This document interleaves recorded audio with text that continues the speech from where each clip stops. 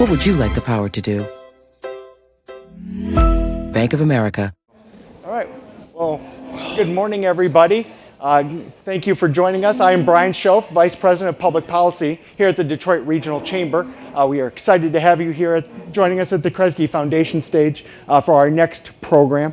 One of the big topics in Southeast Michigan has been regional transit and making sure we are connecting the employees, the employers, and the ability to go across the region. So that's what we have today to discuss, and I am excited to be joined by Tiffany Gunter of SMART and Assad from Wayne County here. This will be a great opportunity to learn more about what's coming this year. And so we are super excited to have you guys here with us, and thank you very much. Friends, thanks for hanging out with us on this beautiful morning, as I hear a little bit of feedback. So hopefully I'm good. So, well, again, good morning, everybody. Why don't you guys introduce yourselves? Good morning. My name is Tiffany Gunter. I'm the General Manager and CEO of Smart Bus, the provider for Wayne, Oakland, and Macomb counties and parts of Detroit.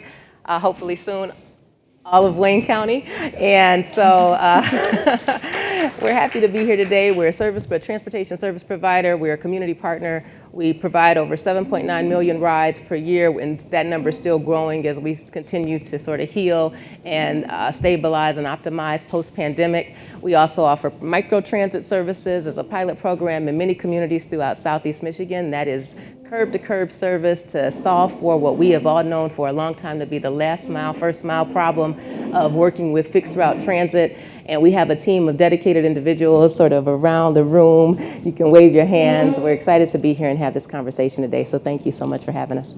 Absolutely. Yes, I'm Assad Turfe, Deputy County Executive for Wayne County. I serve under Wayne County Executive Warren C. Evans. I've been with the county for 23 years, started off as an entry-level employee.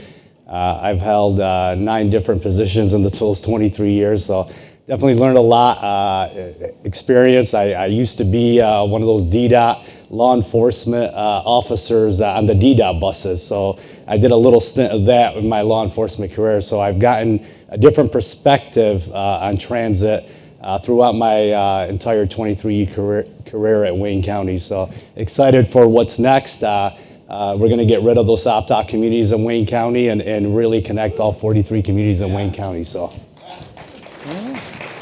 well, good. Well, again, the Detroit Regional Chamber has been a strong advocate for transit from the beginning.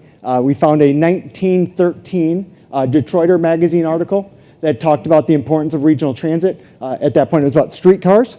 But this is something we have been standing behind and pushing, supporting since the beginning of the chamber. So, guys, again, thank you for being here. And let's get into kind of what's going to happen, what we're hoping for this year. So, Assad, let's start with you. What are you hoping to do this year in August? yes, so late last year, there was an old law, Public Act 196, written in 1986, that creates the ability for municipalities to be able to create a transit authority.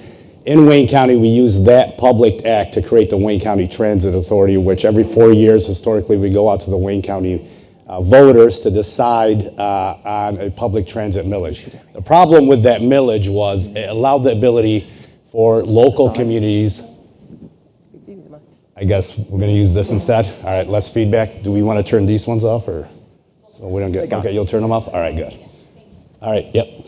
So that old public act allowed local communities at like a city council level or a board of trustee level to essentially opt out of transit. And so what we did was we worked with our state legislature to amend that old law to bring us up to modern day times. And now we're giving that power to the people in Wayne County. And this year, hopefully for the first time ever in Wayne County, we're going to be following the lead of Macomb County, following the lead of Oakland County, and we're going to connect all 43 communities in Wayne County, focus on main bus route, the main lines across the county, and then this way, Wayne, Oakland, and Macomb will be all on the same level playing field, and then we're all going to hold hands and go to the state of Michigan and the federal government and start thinking about the next phase of this. But we're excited about it. We're going to do it, and we're going to do it hopefully with your help.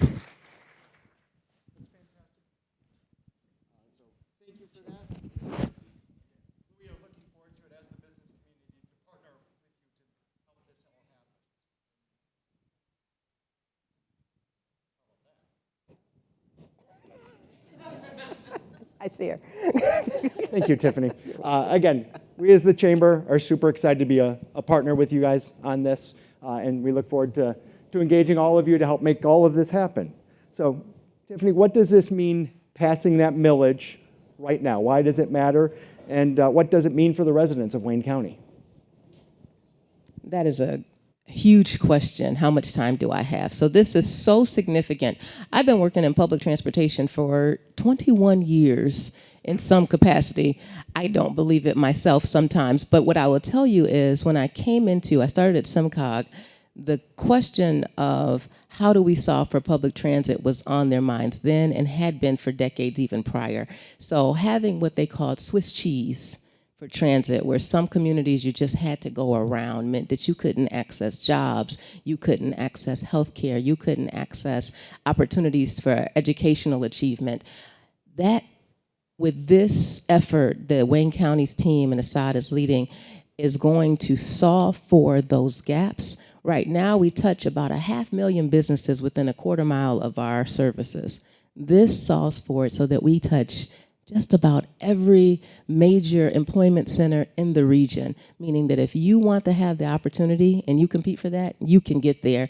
We know that when we had the big Amazon race to the finish, they were looking for two things. They were looking for talent and they were looking for transit accessibility. We got the talent, we had the people, we didn't have the transit accessibility. And so now looking at it, just as Assad said, when we go to compete, we're competing as a region, we're not competing with each other. Our passengers don't care about geographical boundaries. They just want to get to where they have to go. We now will have that ability to get them where they need to go. And the significance of the timing of this, if I may, is once the pandemic hit, we were already, as transit agencies were already struggling, underfunded, challenges with being able to attract people to do the job. We are seeing such a resurgence of public transportation. We are fully staffed in our operator space now. We were destabilized for a long time. We're now stabilizing. We're now getting some control of that environment so that we can deliver service that's optimized that people want and demand. With our Smarter Mobility program, with our Smart Spaces program, we're changing the conversation about public transportation, and the timing couldn't be any better to include others in it. Perfect. Takes care of a couple of my questions. So Assad, what changes do we expect to see from the communities that currently have services, as well as the current communities that have opted out? Yes, so I think it's important to know what we've been doing the last year. So over the last 12 months, a team from County Executive Warren Evans' staff, along with Smart and Tiffany's staff and Ben Stupka from the RTA, we visited all 43 communities in Wayne County. And I didn't realize how big Wayne County is until you got to go to all 43 communities. And what we did is we started with our opt-out communities first. And we wanted to go there. We wanted to listen to them. We wanted to listen to their feedback. Obviously, when we first got there, they're like, some of those communities are like, hey, we don't want this. So I laid out the talking point. I said, listen, I've been in government for a long time. And one thing that I've learned is once we build something, it's hard to change it. It's going to take decades to change it after it's built. Tell us what you would want in a transit system, and then after we build it, if you don't like it, then don't support it. And what we found is once they got engaged, they got excited about it, and they started to realize the opportunities that could come. And one of the most surprising things that we found in those opt-out communities is they actually want this thing. And I think historically, they've been essentially made believe that maybe their residents didn't want it. And we took an example out of Oakland County. Mayor Barnett in Rochester, which is he's a very popular mayor. He's a mayor that they got term limits there. So he can only be mayor for like 2 terms. But this is a mayor that has found a way to be mayor for multiple terms because he wins on a write-in every single time. The mayor was against transit, but his voters supported it big time. And it's a surprise. And what Oakland County found is now you got people in those communities trying to come up with more creative ways to get more transit in their community.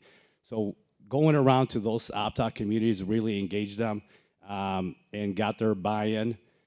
really carried a lot of water, and essentially what we got right now is we got a 43 communities plan. We went to all 43 communities, we listened to them, and I want you to think about this too. For the communities that have been opting in and paying their taxpayer dollars, it's very hard for SMART and other operators to work around opt-out communities because you can't just go right through.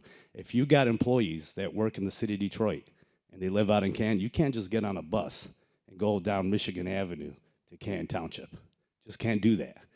And now what we're going to be able to do is be able to have essentially be more efficient, have more resources, and it costs time and it costs money to work around communities. And we're going to remove those barriers. And I truly believe this. And leadership is about creating healthy environments for people to thrive.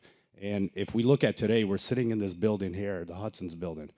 If it wasn't a move, if the environment wasn't here for Dan Gilbert to come to Detroit, we don't really know what Detroit would look like today without the investments that he's made here.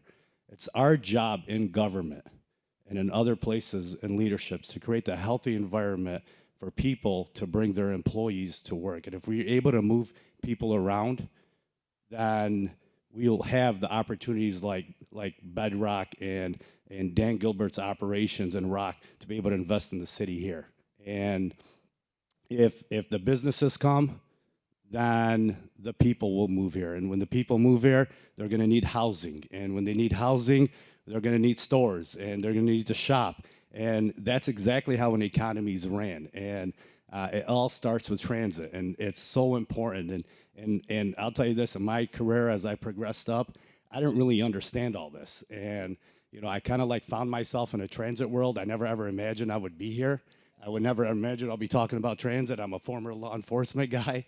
And the more I learned, the more I got older, the more I educated myself, the more I understood that transit is really the key to unlocking so many opportunities for this region. Again, as these guys talk, I'm not sure how I'm supposed to follow up with anything. So, no, again, as we have heard, transit is a key part to making sure that the economy grows and that our businesses have that opportunity to thrive and our residents have the opportunity to find the next great job. So, so again, that's why we are here today, is to kind of talk about some of this. So, Tiffany, for you, how does the millage, how does the passage of the millage support SMART's mission in accelerating your commitment to modern mobility? And what are the riders going to see next? So you can't make something out of nothing. It is funding for those communities. So what's raised essentially, so I like to level set and manage expectations. As much as I love an optimistic discussion, I also want to make sure that we're being real. What's raised doesn't mean that we're going to have this brand new, exciting new world of public transportation. What's raised means we now stretch out our geographic area, which means we do have to stretch our resources to be able to meet these places. What Assad said earlier was we have economies of scale on our side. So once you pull those resources together, you're able to get more out of a route. I don't have to go around Livonia. I can go in Livonia, pick folks up, and get that ridership. So the more I'm able to deliver service, the more ridership I'm able to grow, the more funding we can leverage. So when we have that local base of funding and it's strong, and it's consistent across the board, then we go to the state, they match more dollars for us to provide more service. The federal government matches more dollars for us to provide more service. I gotta get closer here. Oh, okay. The federal government does the same. And so that local share, that local investment, if you remember what the big conversation was in the state during the budget process was, what's your local share? And when we were able to show what that millage does, that changed the conversation and it created a greater investment from them just the same. So we're excited about that. So what will we do with that? We're going to change the technology space. We're going to change the fare cards. You should be able to tap your card. You can tap your card just about anywhere in the world and get where you need to go. We want to be able to change our fare technology. We're right now trying to we're putting Wi-Fi on buses. In February, you'll see the fast lines with Wi-Fi on the buses. We want to make sure that the user experience is really what we're focused on now. We know where we're going, where people want us to go. We did 3 years of conversations to understand that. We're changing the frequency of service. We're now at 20 minutes on Gratiot and Woodward, and we're trying to make it so that you don't have to rely on a schedule. That's when you know you've got a good transportation system, when you can just go to the stop, look at the app. Thanks to the RTA, we're now on one app that's reliable, you can trust it, and you can get your ride and get where you need to go. So that's what's coming in the future, and then more after that. Perfect. Again, we now have 3 mics. But again, this is why we're here, like I said, is to talk about where we're going. So in closing, Assad, is there anything that we haven't hit on that you wanted to make sure our friends here in the business community know and can be helpful? Yeah, so we're going to be planning to go to the August primary ballot. It's going to be an all-in proposal for our Wayne County voters.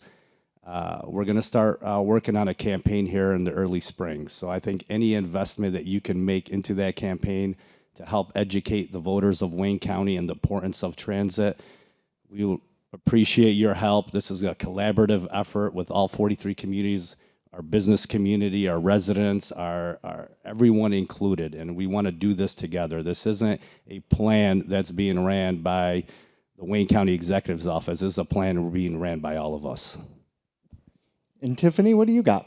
And to piggyback on that, one of the very important roles that Assad holds that he didn't mention is he is also a SMART board member as well. So in that, he understands that our role is not to advocate where he can in places, but to educate. So in the same vein with the business communities, talking to your employees about the value of public transportation, allowing us as SMART to share those educational materials, come in and have conversations, or follow us on social media and share those same things, has a great exponential effect in spreading the word on the value that public transportation provides to this community. So we ask for your support in that as well. Yeah. If I could add one thing, I think it's amazing how life sometimes happens. Things just kind of, God puts things right in front of you.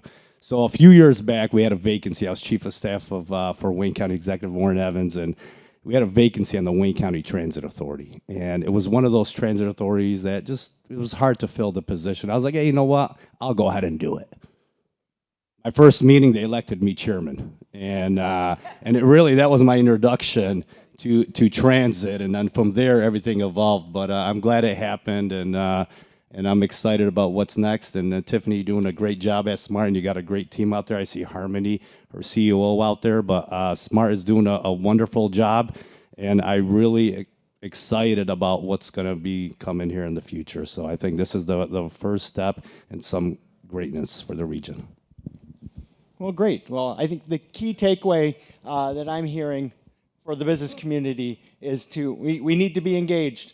We need to start early. We need to be talking with our employees and making sure they understand the benefits of having a connected community to make sure that you can get from southern Wayne County to Macomb and to Oakland, and that we can do that all without having to snake around the opt-out communities. So that is that's what I'm asking of you today, is to make sure that you take advantage of accessing these guys and going, how can we help? Again, this is going to be on the August ballot, and so we need to make sure we're getting out there and voting in support of this. So our call to action to you, let's get engaged. Let's talk with the teams here and make sure that we are part of that solution that helps move Southeast Michigan forward together in one giant bus. So, Multiple sizes. So Thank again, you. thank you, everybody. Thank you for being with us today, and good luck.